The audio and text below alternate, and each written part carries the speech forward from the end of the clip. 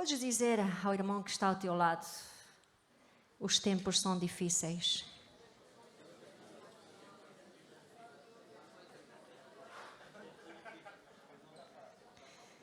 Meu Deus, a irmã Ana Mari começa bem a pregação. Mais do que nunca nós devemos estar conscientes, não é? Do tempo em que estamos. E essa é a verdade. Os tempos são difíceis. Basta abrir as notícias, basta olhar à nossa volta. Os tempos estão difíceis. Muitos dos acontecimentos que nós estamos a assistir nos últimos dias nos provocam incerteza, nos provocam medo, ansiedade. E nós não podemos mudar as circunstâncias que nos rodeiam. Às vezes, não é? Até nos dá vontade de meter assim a mão pela televisão ou pelos meios e talvez fazer justiça pela nossa mão. Não é? Nós não podemos mudar as circunstâncias, muitas delas, nem o que sentimos. E eu vou explicar isso. As nossas emoções negativas, aquilo que nós sentimos quando nós vemos as coisas que estão à nossa volta, não podem ser retiradas com um botão de on e off, não é? É verdade, nós não temos esse sistema, não vimos criados com esse sistema, e ainda bem, porque as emoções também têm a sua finalidade na nossa vida. Por isso Deus não nos pede que nós façamos isso de maneira automática, desligar, mas Ele, como sempre, não nos deixa sem ferramentas. Ele nos recomenda que façamos isto de uma forma indireta. Como assim? Ele nos ensina que nós podemos controlar as nossas emoções indiretamente através de pensamentos, através de ideias que podem fazer com que esses sentimentos como a depressão, a ansiedade, a frustração, a ira, não é? Possam se esvanecer dentro do nosso ser, ok? A Bíblia nos ensina que devemos fazer um exercício contínuo com a nossa mente e com a nossa memória. Como assim? Na Bíblia nós encontramos, irmãos, muitas vezes a expressão lembrai-vos. Muitas vezes, não é? E de diferentes livros da Bíblia, a mensagem está presente. Lembrai-vos.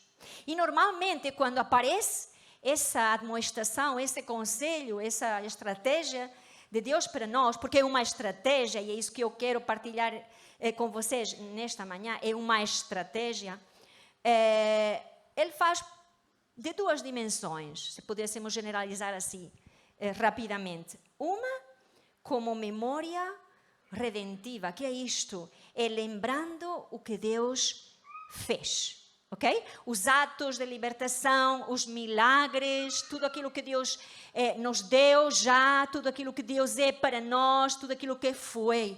Lembrar isso. É muito curioso porque quando nós observamos a primeira vez que houve uma iniciativa de banda de louvor organizada, em 1 de Crônicas, e os alunos da Escola de Adoradores sabem disso, em 1 de Crônicas 16:4, nós encontramos que Davi, ele instruiu os músicos para que louvassem 24 horas, em turnos de 24 horas, diante da Arca do Senhor. E quando ele vai colocar os músicos ali para tocar e para louvar ao Senhor, ele não os deixa assim de qualquer forma, mas ele dá instruções e ele dá uma série de palavras que eles deviam ter como base para o louvor. E uma delas é lembrai. E quando dá logo um cântico, como se fosse um exemplo daquilo que eles deviam de fazer, louvando ao Senhor, aparece nesse cântico, em 1 de Crônicas 16, uma série de palavras que tem a ver com lembrar. Para os judeus, naquela altura, lembrar era também reconhecer. Era uma forma de adorar a Deus. Olha aqui. Lembrar o que Deus fez é uma forma de adorar a Deus. Por quê? Porque nós estamos a reconhecer aquilo que Ele fez. E o seu poder e os seus atributos. Então, ele incentivou os músicos que no meio das letras das suas músicas colocassem essa letra, lembrando de coisas que Deus tinha feito. Há uma palavra que também estamos a estudar, recentemente estudamos em Etad, que aparece muitas vezes nos Salmos e que se chama, olha como vocês já estão a saber o sentido, Selá, não é? O Selá. E o Selá significa pausa para meditar, ok? Pausa para parar, para lembrar, para meditar. Agora já não podes dizer Selá, o que significa isto quando vejas o Selá, não é? Sabes que é uma pausa para meditar, uma pausa para lembrar. Era algo que se fazia para lembrar, trazer à memória aquilo que Deus tinha feito. Esta palavra de lembrar também é usado para indicar insistência, para também fazer alguma coisa reconhecida. Sabem que às vezes acontecem coisas boas na nossa vida, mas terminamos por não reconhecer quem é a origem dessa coisa boa. Às vezes até adjudicamos a casualidade, a sorte, mas, irmãos, nunca foi sorte, como diz alguém, sempre foi Deus na nossa vida, sempre foi Deus. Não há casualidades no crente, não há. Porque no momento que nós colocamos a nossa vida nas mãos de Deus, tudo aquilo que acontece na nossa vida tem a supervisão de Deus. Amém? E todas as bênçãos vêm do Pai das luzes. Lembre-se também quando Paulo vai falar aos filipenses e fala sobre a ansiedade, ele diz, apresentai as vossas petições diante de Deus com ações de graças. Como assim? Sim. Pede ao Senhor por algo que tu precisas hoje, lembrando aquilo e dando graças por aquilo que Ele já fez. Por quê? Porque assim tu estás a colocar a tua petição já encarrilhada mesmo na esperança que Deus vai voltar a responder. Porque se já fez, Ele vai voltar a fazer. E por outro lado, o lembrar tinha uma esperança profética. Nós já ouvimos a palavra esperança no tempo de oração. Hoje, não é? E eu disse, obrigada, Senhor, estás a confirmar. Não é? Esperança profética. Lembrar o que Ele prometeu também fazer, irmãos. Todas as promessas de Deus são sim e amém. Porque Deus não mente. Deus, tudo aquilo que promete, cumpre. E se já cumpriu tantas profecias, tantas promessas, nós podemos lembrar pensando que Ele vai continuar a cumprir tudo aquilo que nos prometeu. Porque Ele é imutável. As promessas de Deus, lembrar as promessas de Deus, tem poder para nos devolver uma esperança verdadeira, firme e segura. Não é qualquer esperancita. É uma esperança firme. É segura. É seguro nós confiarmos no nosso Deus. Não duvides disso. Não duvidamos disso. É seguro confiarmos no nosso Deus. Mais nada, nem mais ninguém, possuem esse poder e essa legitimidade. Eu posso prometer coisas, mas posso ter impedimentos de as cumprir.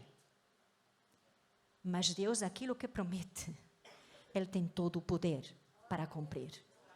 O nosso Deus é imparável no cumprimento das suas promessas. Lembrar, então, tem também uma função de redirecionamento. Tive que escrever aqui com fosforito. Redirecionamento dos pensamentos. E agora sim, nós vamos então entrar em uma passagem que queria ver convosco. E que se encontra em um livro escrito pelo profeta Jeremias, o livro de Lamentações. Uau! Como é que um livro se chama assim na Bíblia? Lamentações. A Bíblia registra tudo. Não somente os pontos altos dos homens e das pessoas, mas registra também os pontos baixos, os momentos difíceis. Jeremias, só um bocadinho de contexto, ele foi testemunha, como profeta chamado por Deus, dos principais acontecimentos que a nação de Judá passou em seus 40 anos, mais ou menos finais, antes da invasão da Babilônia para o exílio. Ele tinha pregado até mais poder, não é? Sobre as pessoas se voltarem a Deus para evitar um juízo, para evitar isso. Ele é chamado do profeta chorão, muitos o intitulam assim, não é? Mas benditas lágrimas, chorar não é mau diante do Senhor, porque reconhecemos a nossa pequenez, reconhecemos a nossa impotência. Isso agrada ao Senhor, um coração contrito, um coração que reconhece quem nós somos. Então, ele tinha aconselhado a todos a se voltarem para Deus, e ele vai escrever também o livro de Lamentações como forma de lamentar tudo o que aconteceu em Jerusalém, toda aquela desgraça, tudo aquilo que iria chegar e que iria acontecer. E também reconhecendo os pecados do próprio povo, do seu povo. Mas também mostra-se esperançoso, não é? De que o Senhor traga uma restauração ao povo. E é isso que eu quero ver convosco nesta manhã. Também. Vejamos como se sentiu Jeremias em toda esta situação, um profeta de Deus, e o que lhe chegou a passar pela cabeça, e o que ele chegou a sentir.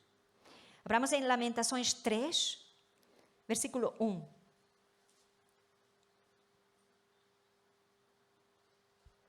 Ele diz assim: eu sou o homem que viu a aflição pela vara do furor de Deus. Ele me levou e me fez andar em trevas e não na luz. De veras ele volveu contra mim a mão de contínuo todo o dia. Fez envelhecer a minha carne e a minha pele, despedaçou os meus ossos. Edificou contra mim e me cercou de veneno e de dores. Fez-me habitar em lugares tenebrosos, como os que estão mortos para sempre. Cercou-me de um muro e já não posso sair. Agravou-me com grilhões de bronze. Ainda quando clamo e grito, ele não admite a minha oração. Fechou os meus caminhos com pedras lavradas, fez tortuosas as minhas veredas, fez-me como o urso à espreita, um leão de emboscada. Desviou os meus caminhos e me fez em pedaços, deixou-me assolado, entesou o seu arco e me pôs como alvo a flecha. Fez que me entrassem no coração as flechas da sua aljava. Fui feito objeto de escárnio para todo o meu povo e a sua canção todo o dia. Fartou-me de amarguras, saciou-me de absinto. Fez-me quebrar com pedrinhas de areia os meus dentes e cobriu-me de cinza. Afastou a paz da minha alma e esqueci-me do bem. E então disse eu: já apareceu a minha glória, como também a minha esperança no Senhor. Uau! Foi dito por um profeta de Deus, em pleno exercício de ministério. Claro que também isto estava a refletir a própria situação de todo o povo, não é? De Israel. Mas ele pensou estas coisas. Ele sentiu estas coisas. E ele foi honesto com Deus nessa hora, apresentando o que ele achava que estava a acontecer, o que ele estava a sentir em relação do que ele achava que estava a acontecer. E no versículo 19, nós começamos a ver um pedido de Jeremias para o Senhor. Lembra-te da minha aflição e do meu pranto, do absinto e do veneno. Minha alma continuamente os recorda e se abate dentro de mim. E nesta hora, Jeremias estava a trazer à sua mente, estava a lembrar, diz, continuamente coisas negativas e pensamentos errados. Quantas vezes, irmãos, chega um dia em que parece que tudo o que pensamos é negativo. Parece que tudo o que sentimos é negativo. Parece que só conseguimos trazer e lembrar de coisas negativas que estamos a viver. E às vezes até vamos ao baú e nos lembramos das coisas também negativas do passado. Isso, o inimigo faz a festa com isso, não é? Coisas do passado, coisas negativas. continuamente na nossa cabeça. E quando nos damos conta, estamos de rastros. Estamos a sentir que fomos abandonados por Deus, estamos a sentir que estamos sozinhos, estamos a sentir que Deus não nos ouve. O profeta de Deus disse isso. Eu tive a sensação que Deus já não me ouve. Ele disse isso, aqui claramente. O profeta confessa que a sua alma estava continuamente olhando para o que via de negativo. E por isso também se estava sentindo completamente arrasado. Mas nós vamos conseguir ver uma reviravolta nos seguintes versículos. Amém? E como é que se dá essa mudança? Ele vai dizer a famosa frase do versículo 21. Quero trazer à memória o que me pode dar esperança. Quero trazer à memória. É um ato deliberado, é um ato intencional e é um ato voluntário que está a exigir dele um posicionamento na sua mente, na sua memória. Eu quero o quê? Trazer à memória o que me pode dar esperança. E nós, irmãos, devemos tomar esta atitude quando olhamos para as circunstâncias e para aquilo que sentimos em relação às circunstâncias. Isso vai marcar a diferença, irmãos, que vai produzir uma mudança na forma em como nós vemos as coisas e na forma em como nós estamos a sentir em situação às situações. Por quê? Porque nós vamos trazer à memória aquilo que é o ponto de vista de Deus, o como Ele pensa, o que Ele pensa sobre essa situação, porque afinal de contas, irmãos, o que importa? Importa é o que Ele pensa da situação, importa o que Ele nos diz acerca da situação, da circunstância que estamos a atravessar. As pessoas nos podem dizer muita coisa, nós podemos ouvir muito comentário, nós podemos ouvir muito conselho, muito ponto de vista, não é? Nós mais do que nunca, de um facto, temos hoje em dia uma manoplia de pontos de vista, que uma pessoa diz assim, uau! Mas a única que nos traz a verdade é a visão de Deus sobre a circunstância. E nós precisamos de ter a visão de Deus sobre a nossa circunstância. Nós precisamos de ter a visão de Deus sobre as nossas emoções, sobre aquilo que estamos a sentir naquela hora. Quando eu recebo o ponto de vista de Deus, irmãos, eu posso abraçar o seu conforto e a sua paz. Porque o ponto de vista de Deus para a nossa vida, irmãos, até pode ser duro, mas traz paz. Traz paz. Quantas vezes Deus nos diz coisas duras, fortes, coisas que, uau, é isso que eu estou a viver. Mas vem logo o bálsamo do Senhor, vem logo a paz do Senhor, como dizendo, é verdade, é isto que tu estás a viver, está certa, é verdade, é isto, é real o que tu estás a sentir, a aflição que estás a passar é real, mas eu estou contigo. A visão de Deus é que não estou sozinha, a visão de Deus é que Ele está conosco. E não é uma presença qualquer, é a única presença que pode infundir paz, uma paz verdadeira, uma paz que enche todo o nosso ser, é uma paz sobrenatural, é uma paz que não pode ter as palavras dos amigos, por muito que os amigos nos queiram ajudar. A visão de Deus nos traz paz. Por isso nós precisamos trazer à nossa memória a visão de Deus.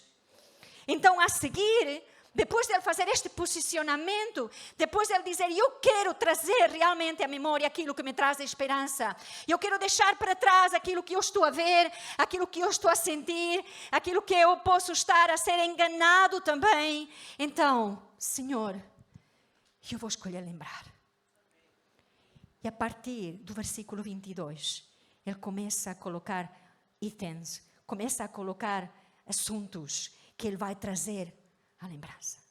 E a primeira coisa no versículo 22 é: as misericórdias do Senhor são a causa de nós sermos consumidos, porque as suas misericórdias não têm fim.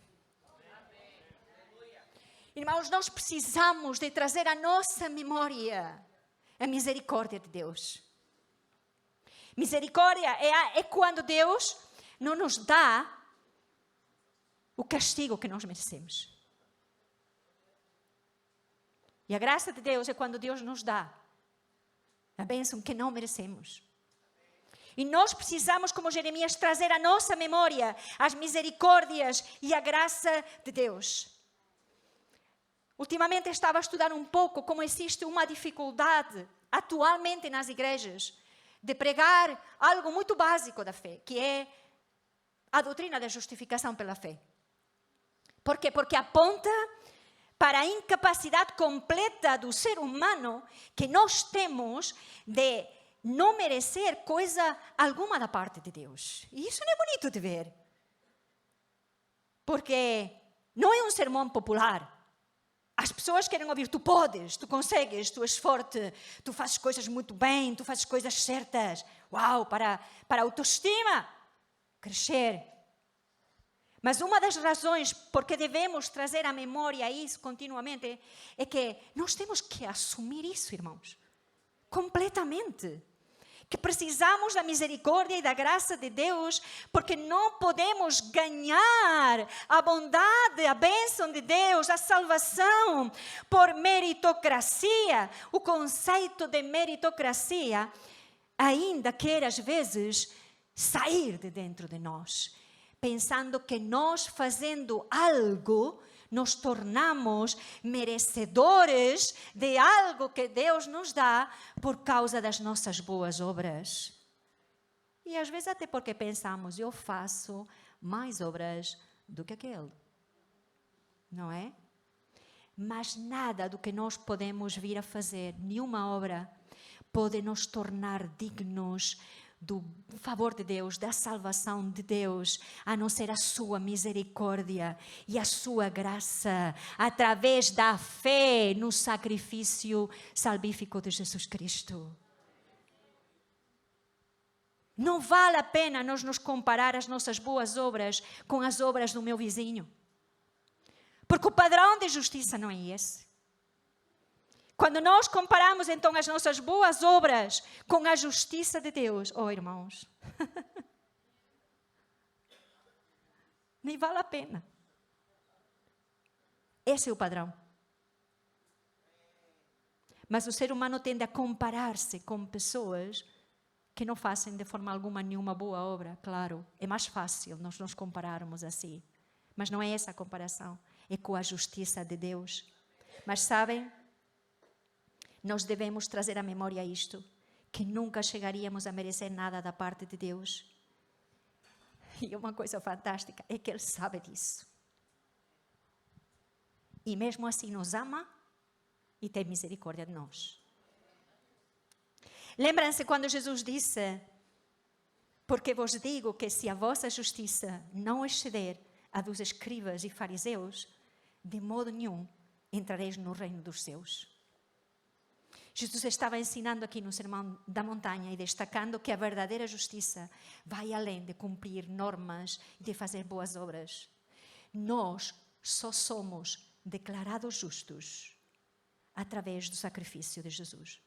Porque Jesus, quando morreu por nós, Ele vai imputar a sua justiça a nós, na nossa conta, que estava completamente em débito.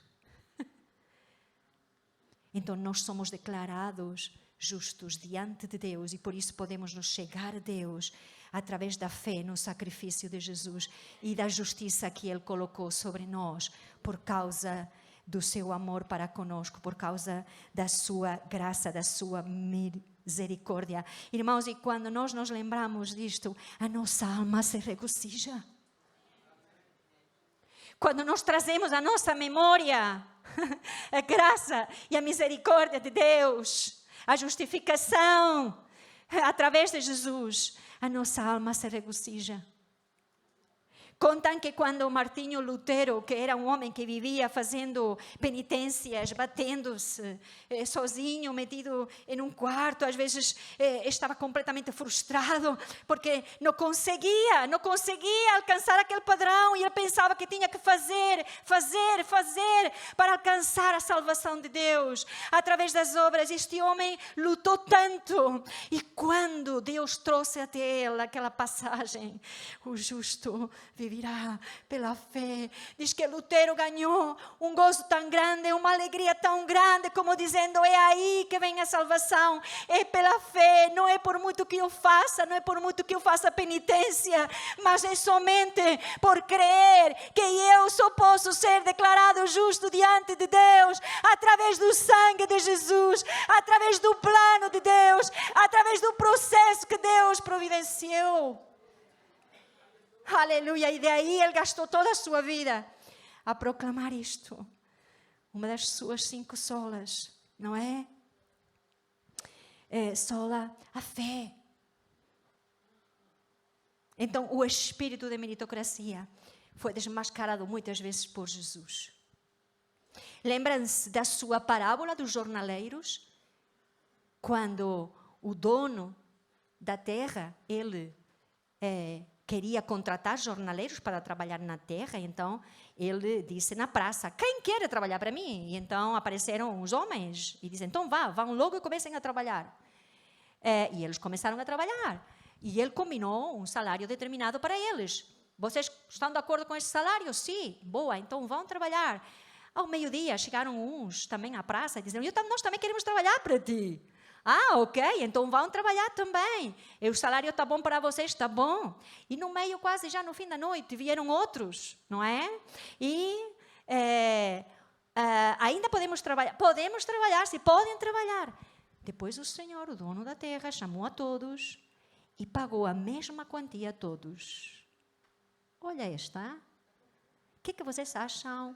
Que pensaram os que de manhãzinha logo começaram ali a transpirar o dia todo? Não é justo. Mas Jesus estava a ensinar que a graça dele não se distribui em proporções com aquilo que nós fazemos. A graça dele é dada. Ponto final. Quando quer, como quer, a quem quer, aquele que aceita a graça. Então nós temos que lembrar-nos isto, irmãos. Que Deus nos deu tudo por graça e por misericórdia. A segunda lembrança diz que as suas misericórdias não têm fim. Olha esta. Que se renovam a cada manhã. Grande é a tua fidelidade. Então, a segunda coisa que devemos trazer à memória é que essa misericórdia, essa graça que foi exercida uma vez também no nosso passado, ou milhares de vezes no nosso passado, não é? Estou a falar aqui do momento da salvação. Essa graça está disponível hoje também. Diz que a cada manhã, quando nós colocamos os nossos pés fora da cama, irmãos, ainda enquanto estamos a dormir, a graça e a misericórdia de Deus se vai renovando. Minhas queridas, agora vou falar uma palavrinha aqui para as mulheres só. O colagênio, não. Estrogênio, não. Mas a graça de Deus e a misericórdia de Deus estão disponíveis para nós a cada dia. Isso é algo que deve regozijar a nossa alma, irmãos. Porque o nosso Deus não é um depósito que esvazia. O nosso Deus é a fonte inesgotável. Que coisa tremenda, não é? Há um versículo que me toca muito especialmente, que se encontra em Isaías 54:10 e diz: ouve bem, irmão, porque os montes se retirarão e os outeiros serão abalados. Porém, a minha benignidade não se apartará de ti e a minha aliança de paz não mudará, diz o Senhor que se compadece de ti. Tudo pode acontecer. As circunstâncias podem ser as piores, mas a aliança de paz que Ele estabelece conosco através de Jesus Cristo não mudará. Mas ela está sempre sobre a nossa vida. E eu digo, uau! Uau! Quão difícil hoje é encontrar fidelidade nas coisas e nas pessoas. Quão difícil hoje é encontrar um relacionamento onde há fidelidade. Quão difícil, se calhar aí já não vais abanar tanto a cabeça, é nós sermos fiéis às vezes em algumas coisas. Mas o nosso Deus, Ele é fiel. Ele é assim. Ele não muda. Ele não pode ser de outra forma. Isso nos dá uma segurança tão grande, irmãos. Porque a cada manhã, quando eu abro os meus olhos, Ele voltará a estar ali. Aleluia. A sua graça voltará a estar ali.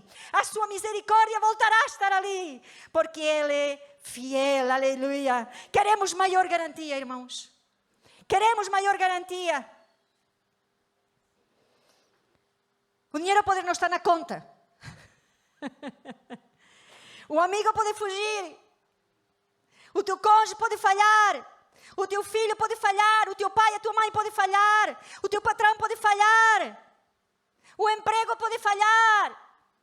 Mas a fidelidade de Deus, ela sempre está ali. E Ele é fiel para te dar tudo aquilo que tu precisas e ainda mais.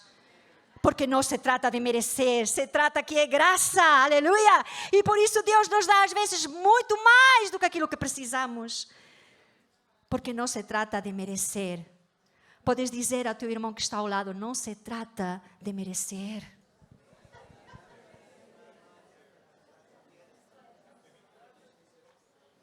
E sabe que isso está muito incutido em nós desde pequeninos. Muitas vezes nossos pais nos diziam o quê? Porta-te bem que te dou um rebuçado. Porta-te bem que te levo aqui. Porta-te bem que... Então, está incutido em nós que se eu me porto bem, se eu faço alguma coisa... E nossos pais somos bonzinhos também, não é? Damos coisas boas. Claro que sim. Mas às vezes nós devemos repensar essa estratégia de outra forma. Não é? De outra forma. E muito disso está incutido em nós e pensamos que temos que merecer. Ainda bem que não temos que merecer. Por que não teríamos saída? Não é? Terceira lembrança. A minha porção é o Senhor, diz a minha alma. Portanto, esperarei nele. Versículo 24. Na versão fácil de ler diz, o Senhor é tudo o que tenho e necessito. Por isso sempre terei esperança nele. Sabem que na cultura hebraica a porção, quando ele diz a minha porção é o Senhor, não é uma fatia de cake, está bem? A minha porção, não é? Era a parte da herança ou da terra que cabia a cada pessoa, por herança, por distribuição, no caso das tribos, por exemplo, quando se distribuiu a terra, não é? Receberam partes da terra, uma porção, e era este o conceito que o povo de Deus tinha acerca do conceito porção. E quando chegou a tribo de Levi,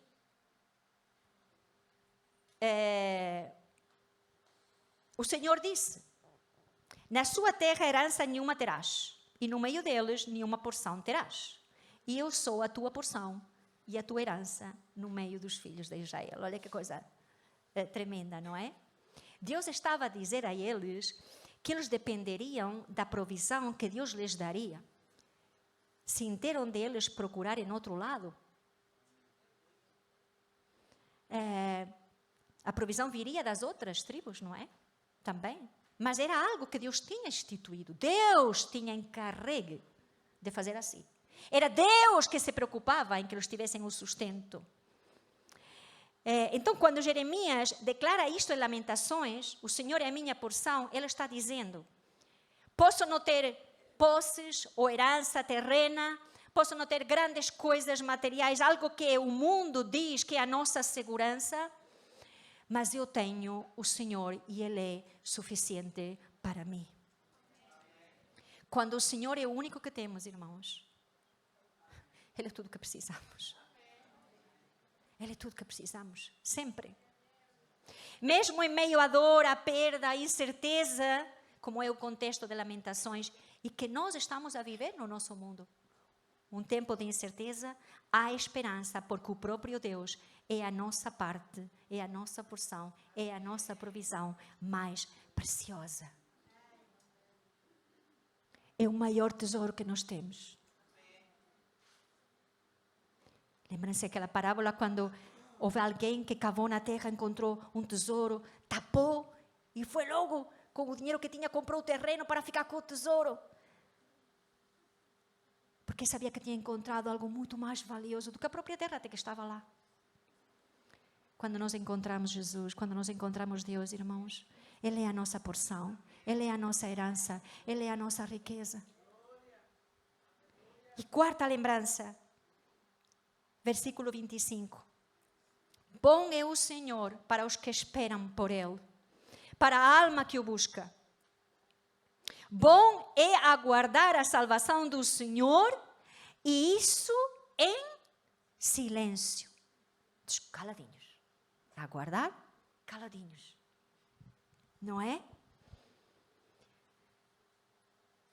É bom lembrar que esperar não é algo mau. Quem gosta de esperar, não é? Eu tenho alguém em casa que é difícil esperar. E já agora o meu marido passa saudações para vocês. Esqueci de dizer no início. Um grande abraço. Ele tem uma dificuldade enorme em esperar. Ele já disse aqui, por isso posso dizer, porque ele já disse aqui, portanto já posso dizer, não é? Mas não é só ele. Todos nós, muitas vezes, temos dificuldade em esperar. Uns mais, outros menos. Ok. É verdade. Mas não é fácil. Sabem por quê? Porque nós pensamos a qualquer coisa na nossa cabeça que nos diz que esperar, que retrasar ou que atrasar algo bom é mau. Não sei por quê. Esperar é mau. Tem que ser agora e já. Porque é uma coisa boa. Por que vamos esperar? Porque sim. Porque há coisas que têm o seu tempo. O seu tempo. Em Eclesiastes nós lemos que há um tempo para tudo. Se Deus me diz que há um tempo para tudo, quem sou eu para dizer que esperar é mau? Não tem lógica, né? É Deus que me está dizendo. Então eu tenho que lembrar que esperar, diz aqui, mas não é esperar em qualquer coisa. É esperar em Deus. Esperar no Senhor. E esperar porque Ele faça alguma coisa em relação à minha situação. É Ele que vai fazer. Por quê? Porque se eu espero confiando. Tu não esperes com o burro amarrado, né? Não. Tu não esperes como dizendo, pô, não tem mais nada que fazer. Esperar. Tens que esperar. É bom esperar no Senhor. É bom. Às vezes pensamos que a recompensa tem que ser logo, mas não. Deus diz, a palavra diz que é bom esperar no Senhor. Então, se a palavra diz, eu tenho que esperar. É fácil? Não. Não, porque somos impacientes, não é? Se quiseres pedir paciência ao Senhor, é coisa tua. Mas eu não peço, eu só digo que Ele me dê se quiser. Porque vai vir aflição, irmão. Aguardar a salvação do Senhor em silêncio. Olha, vocês se lembram em Hebreus 11, quando nos diz que aquele que se achega a Deus, é necessário que tenha duas atitudes. Uma, que creia que Ele existe. Claro.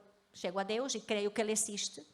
2, que creia que Ele é galardoador ou recompensador dos que Ele buscam.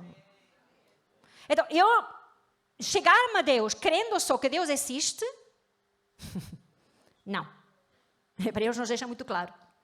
E eu tenho que crer que Deus existe e confiar que Ele vai fazer algo a respeito da minha situação. Porque Ele é galardoador, Ele é recompensador. Então, é bom esperar no Senhor, é bom chegar-me a Ele, crer que Ele existe e que Ele vai fazer algo ao meu respeito. Há muita gente que crê em Deus. Muita. Mas não confia, não acredita que Deus vai fazer algo a respeito da sua situação. Mas nós temos que lembrar, como Jeremias, é bom esperar no Senhor, aguardar no Senhor.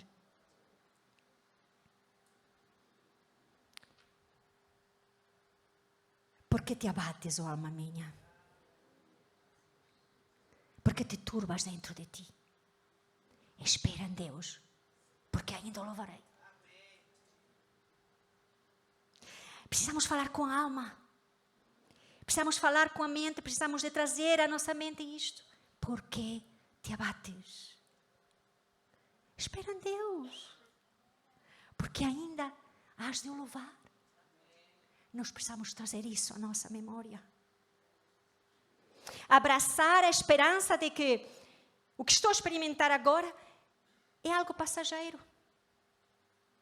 Que estou aguardando por um desfecho em que a justiça de Deus será aplicada e feita. E atenção, irmãos, há situações na nossa vida que nós vamos ver a justiça de Deus feita aqui na terra. Amém? E de certeza que já vimos, muitos de nós. Mas haverá situações, eu quero que fiques atento a isto, em que a justiça de Deus só vai ser feita quando nós estejamos já aqui. E com isso quero trazer-te também à memória que nós temos um futuro de esperança. Nós estamos aguardando pela redenção completa do nosso corpo, do nosso ser. Nós estamos aguardando por um corpo glorificado. Nós estamos aguardando por morar eternamente na morada do Pai. E nós não podemos desvincular isso da nossa identidade como filhos de Deus, irmãos. Nós somos peregrinos. Nós não pertencemos aqui. Haverá coisas que nós só vamos alcançar lá, irmãos. A satisfação total da nossa alma só será lá. Por isso, como diz alguém, nós podemos viver com sede, mas sabendo onde está a fonte, indo lá, não é? Nós saciando, sabendo que um dia vamos ser saciados para sempre e completamente de justiça, de tudo, não é? Então, mesmo que a justiça sobre alguma situação da minha vida não seja feita agora, eu tenho esperança em que um dia Deus fará justiça sobre todo o ato errado. Sobre todo o ato errado que foi feito contra mim. Contra todo ato errado, irmãos, que está sendo feito contra a sua igreja. Contra toda a morte dos mártires. Um dia Deus vai repor justiça, vai fazer justiça, irmãos. Ele vai, e Ele vem. E desta vez, como já disse muitas vezes aqui neste púlpito, irmãos, Ele vem como um leão. E Ele vai fazer justiça. E tu dizes, irmã Ana, mas quanto custa esperar? Por que Ele não vem já?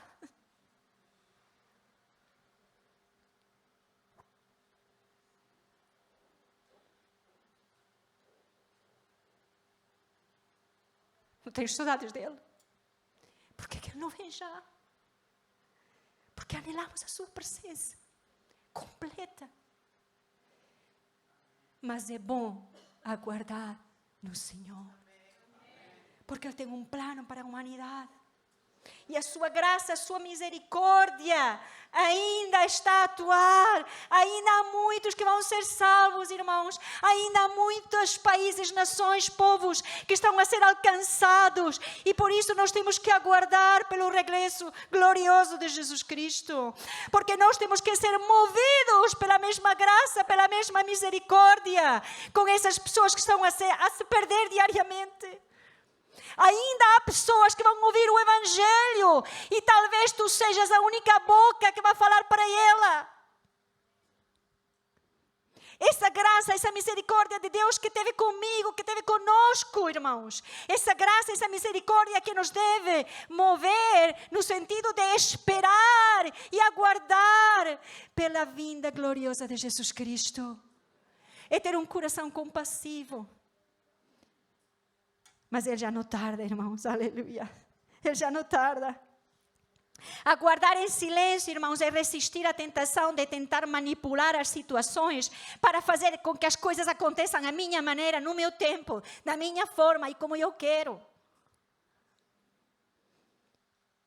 É curioso quando nós vemos isto, aguardar em silêncio, do gênero, eu não tenho nada para dizer, não tenho nada para sugerir a Deus que faça. Faz tu, Senhor. Eu não vou dar dicas, Senhor. Faz como tu quiseres. Mas faz tu. Aguardar em silêncio pelo Senhor também nos faz lembrar, nos faz pensar continuamente que somos mesmo isso, peregrinos, que não vale a pena nos agarrarmos a coisas materiais e fazer o nosso tesouro com as coisas que temos, irmãos, tudo isso vai ficar aqui. Jesus disse, não façais tesouros na terra, onde a traça vem e corrompe, onde o ladrão vem e rouba. Mas fazei tesouros no céu, onde não há ladrão, onde não há traça. Eu disse isto há pouco tempo e volto a dizer, irmãos, quais são os tesouros no céu? A única coisa que podemos levar para lá são pessoas. São pessoas. Que tesouros é que tu estás a fazer no céu? Que tesouros é que eu estou a fazer no céu? Que pessoas é que eu estou a levar para o céu comigo? Porque é a única coisa que nós vamos poder levar conosco. Esta semana havia um post, uma imagem de uma mãe com uma filha. Estavam as duas de costas, estavam a orar. E a filha pequenina perguntava à mãe, mãe, por que gastas tanto tempo comigo orando? E a mãe lhe disse, porque tu és a única coisa que eu posso levar comigo para o céu. Pessoas. Pessoas. Às vezes gastamos tanto tempo em coisas que não vão ficar aqui, não é? Então, esse convite de Jeremias, irmãos, de trazer à memória, é o convite que está sendo feito hoje aqui. Não para que o façamos só aqui agora, mas que para que façamos esse exercício todos os dias.